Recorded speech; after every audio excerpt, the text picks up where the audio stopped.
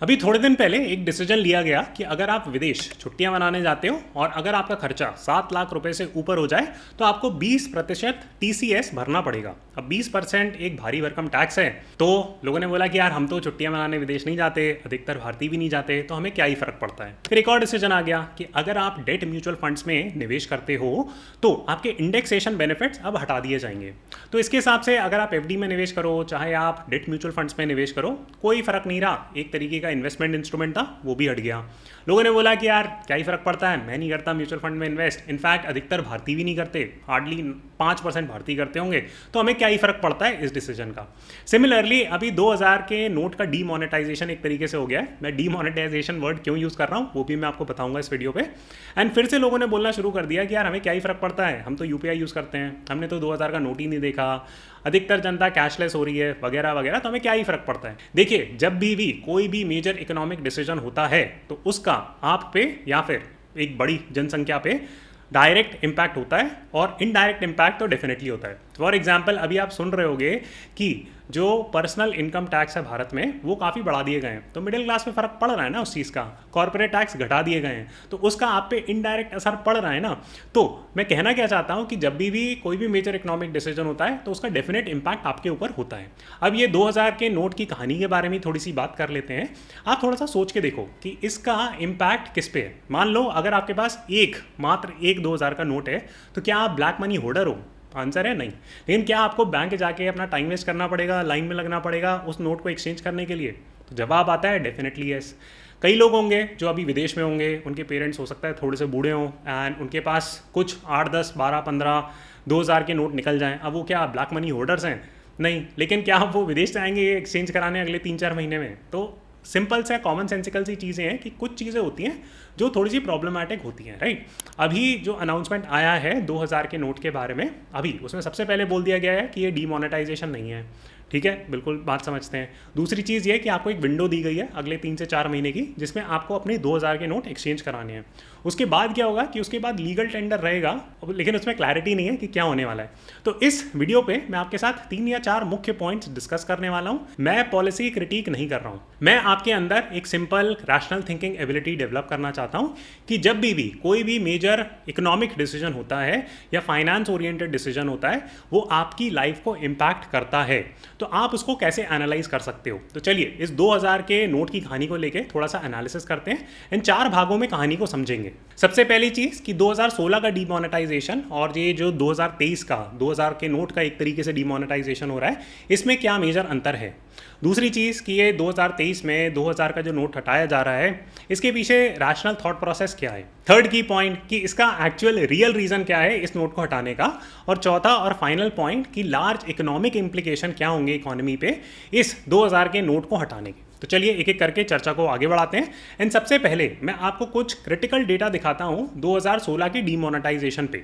सबको पता है कि 2016 का जो डीमोनेटाइजेशन हुआ था उसमें क्या हुआ था कि 500 के नोट, 1000 के नोट बंद कर दिए गए थे, एक तरीके से लीगल टेंडर हटा दिया था, इमीडिएट इफेक्ट से आ गया था वो। तो बहुत ही एक तरीके का रश्ड मूव था। ये मेरा व्यू पॉइंट नहीं है, ये हमें डेटा बताता है। तो मैं एक एक करके आपको डेटा पॉइंट सिखाता हूँ एंड उसके पीछे की थोड़ी सी कहानी समझाता हूँ, क्योंकि आप उसको 2023 का जो अभी सीन चल रहा है उससे आप रिलेट कर पाओगे। तो सबसे पहली बात, जो 2016 का डीमोनेटाइजेशन हुआ था उसमें एक बहुत क्लियर इंडिकेशन दिया गया था कि ये जो 2016 का डीमोनेटाइजेशन है वो किस लिए किया जा रहा है, वो ब्लैक मनी की जो प्रॉब्लम है उसको खत्म करने के लिए करा जा रहा है।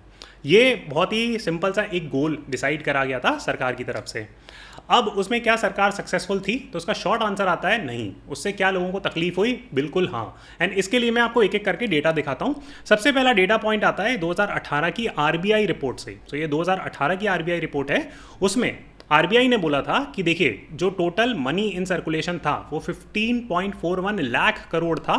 एंड उसके बाद जब डीमोनेटाइजेशन हुआ और सरकार ने नियम निकाला कि आप जाके अपना काला धन जमा करा सकते हो बैंकों में, तो टोटल कितना पहुंच गया? वो पहुंच गया 15.3 लाख। तो 1 लाख रुपए अगर आप ये मान लो कि 1000 रुपए के नोट और 500 रुपए के नोट के हिसाब से पड़े हुए हैं एंड उसको अपन काला धन पूरा का पूरा मान भी लें तो 99.3% पैसा जमा हो गया था वापस आके बैंकों में।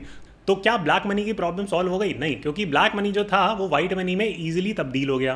तो ये तो हो गया पहला डेटा पॉइंट जो हमें डेटा बताता है। ये मेरी ओपिनियन नहीं है, ये डेटा बता रहा है। दूसरा डेटा पॉइंट की जो आपका स्टॉक मार्केट था वो 6% गिर गया था एक दिन में। तो मार्केट ने भी इसको एक अच्छा इंडिकेशन नहीं दिया था। इसके अलावा अगर आप कंट्री का इंडस्ट्रियल प्रोडक्शन देखो और जीडीपी ग्रोथ रेट देखो तो वो भी रिड्यूस हो गया था आफ्टर 2016 डीमोनेटाइजेशन। तो ये तो हो गई थोड़ी पॉलिटिक्स की बात। एंड कई सारे लोग आप कमेंट कर रहे हो कि यार आप ये ना डिसीजन क्रिटिसाइज कर रहे हो वगैरह वगैरह। नहीं, मैं सिर्फ इकोनॉमिक एनालिसिस कर रहा हूँ डिसीजन का, एंड मैं आपको सिखा रहा हूँ कि आपको एनालिसिस कैसे करना है डेटा पकड़ते हुए। अब इससे भी ज़्यादा इंपॉर्टेंट पॉइंट ये आता है कि आप ये सोच के देखो कि भाई ये जो ब्लैक मनी प्रॉब्लम थी ये सॉल्व हुई क्यों नहीं। मैं आपको छोटा सा जवाब देता हूँ, मैं आपको सोल्यूशन भी दूंगा, मैं सिर्फ प्रॉब्लम बता के आपको छोड़ नहीं दूंगा। तो चलिए मैं आपको एक चार्ट दिखाता हूँ, और ये डेटा है currency in circulation as a percentage of GDP. क्योंकि कई बार हम बोलते हैं कि यार भारत की इकोनॉमी बहुत ज़्यादा बढ़ गई है, मतलब जीडीपी बढ़ गई है, लेकिन उसके साथ साथ क्या ब्लैक मनी भी ग्रो हुआ है उसी परसेंटेज से?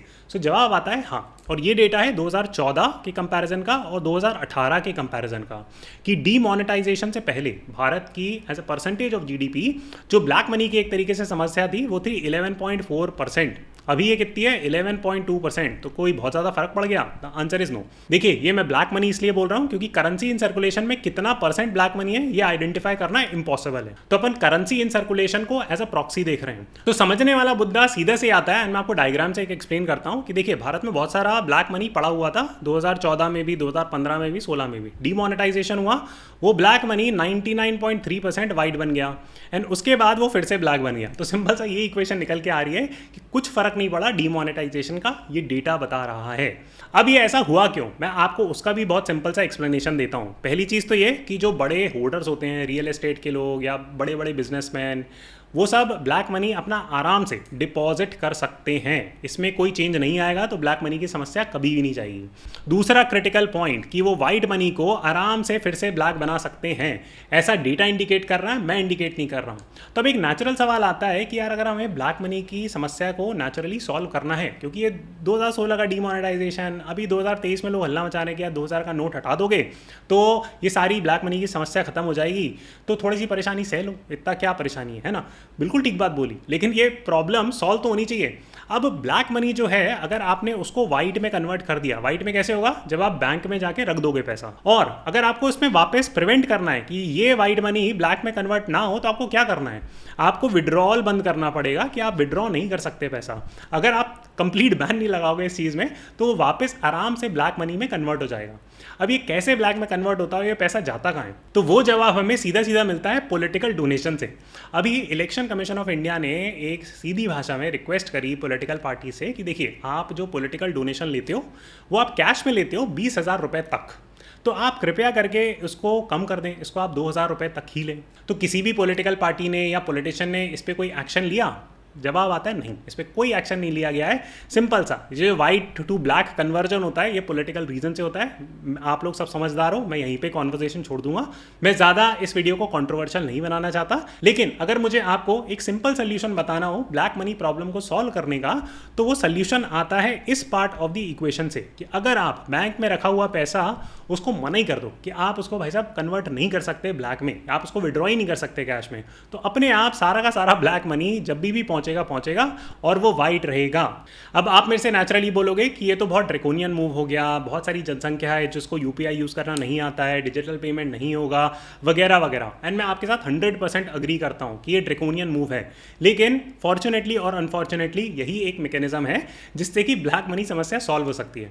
बाकी सारा सब कुछ एक थिएट्रिक्स है, क्योंकि इस पूरे गेम में आपको सिंपल सी ये इक्वेशन समझनी है कि भाई अगर आप ब्लैक मनी को वाइट में कन्वर्ट कर सकते हो आराम से, और फिर उस वाइट को वापस ब्लैक में कन्वर्ट कर सकते हो, आप चाहे उसमें 2000 का नोट बंद कर दो, चाहे आप उसमें 500 का नोट बंद कर दो, चाहे आप डीमोनेटाइजेशन ले आओ, उससे कोई फर्क नहीं पड़ रहा।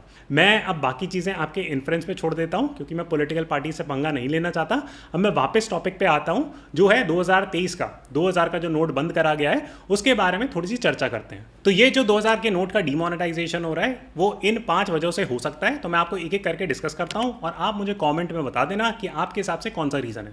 तो सबसे पहले आरबीआई ने जो ऑफिशियल अनाउंसमेंट बोला है उसमें उन्होंने ये बोला कि देखो हमारी एक क्लीन मनी पॉलिसी होती है। क्लीन मनी पॉलिसी क्या होती है वो आप यहाँ पे पढ़ सकते हो। उसमें सीधी सी भाषा ये आती है कि कई लोग होते हैं वो I love you Raju, I love you Poonam लिख देते हैं नोटों पे, तो उससे नोट क्या होता है खराब हो जाता है, तो उसको सॉइलिंग ऑफ नोट्स बोलते हैं कि फट गया, उस पर कुछ बकवास लिख दी लोगों ने, तो ये सब चीज़ें होती रहती हैं नोटों।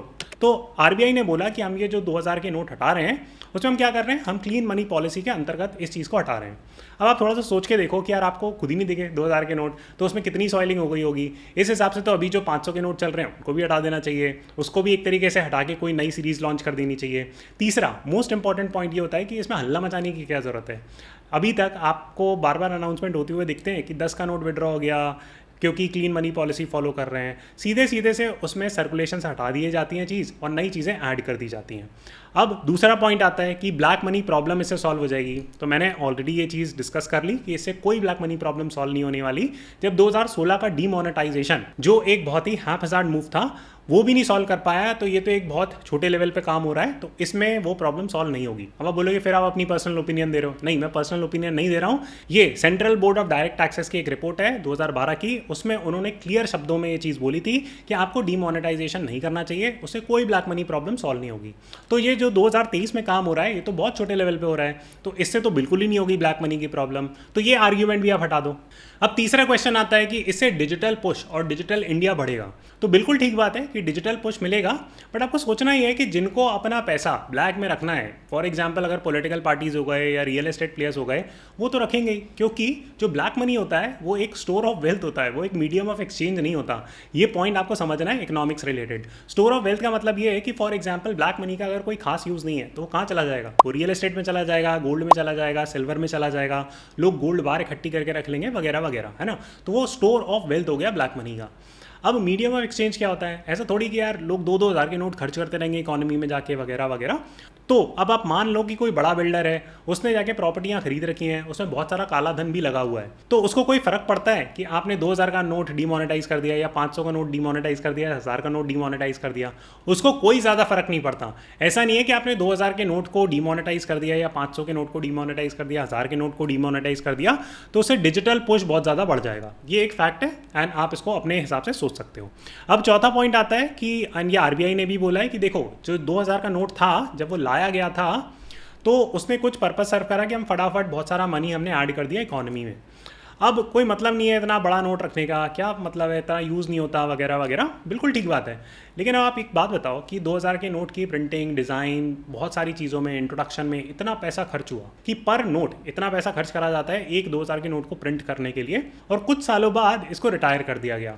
तो आप इसको समझते हो कि यार ये वेस्ट ऑफ पब्लिक मनी है कि नहीं, आप मुझे बता दो। इस पर रिसर्च आएगी, अभी तो कोई रिसर्च आई नहीं है, जब आएगी तो मैं डेटा पॉइंट्स ऐड कर दूंगा।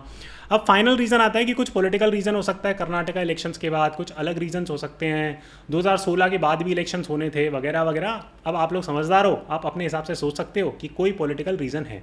लेकिन 100 बातों की एक बात, ये सारी चीज़ें जो हैं, ऐसा नहीं है कि जो 2000 का नोट हटाया जा रहा है उसकी वजह से कोई बहुत ज़्यादा इसमें पॉजिटिव इम्पैक्ट होगा।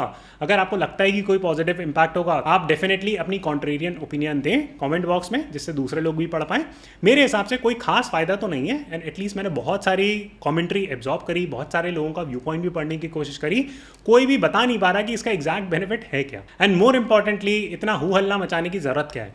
एक सिंपल मैकेनिक्स इसके अराउंड ये हो सकता था कि जैसे आरबीआई ने धीरे धीरे नोट प्रिंटिंग बंद कर दी थी 2000 के नोटों की, जारी रखते, प्रिंट नहीं करते, जो बचे कुचे नोट थे वो भी आ जाते थोड़े टाइम बाद, या अगर वो नहीं भी आते तो मान लो कितना फ्रैक्शन ऑफ द इकोनॉमी होता। आप खुद ही बोल रहे हो ना कि 2000 का जो नोट है उसका कंट्रीब्यूशन इन द इकोनॉमी बहुत कम है, तो थोड़े टाइम बाद 5-7 साल बाद वो और भी कम हो जाता। तो इसमें आपने डेडलाइन दे दी 4 महीने में कराओ, उसके बाद लीगल टेंडर फिर भी रहेगा। तो इसका मतलब पहली बात तो मुझे समझ में नहीं आता कि 4 महीने में कराओ उसके बाद भी लीगल टेंडर रहेगा का मतलब क्या होता है। मुझे इस पर क्लैरिटी नहीं है, इस पर हो सकता है और नोटिफिकेशन आए और नई इन्फॉर्मेशन आए जो मैं आपके साथ शेयर कर दूंगा। लेकिन 100 बातों की एक बात, इससे कोई खास एडवांटेज नहीं है। इनफैक्ट इसमें बहुत सारे नेगेटिव्स हैं जो मैं आपको एक एक करके अब समराइज कर देता हूँ। तो सबसे पहला डिसएडवांटेज जो इस 2000 के नोट को विड्रॉल का है वो ये है कि ये लोगों का टाइम वेस्ट करेगा। जैसे मैंने आपको पहले बताया कि अगर आपके पास एक भी नोट है 2000 का तो आपको बैंक जाना पड़ेगा उसको एक्सचेंज कराने या फिर उसको डिपॉजिट कराने।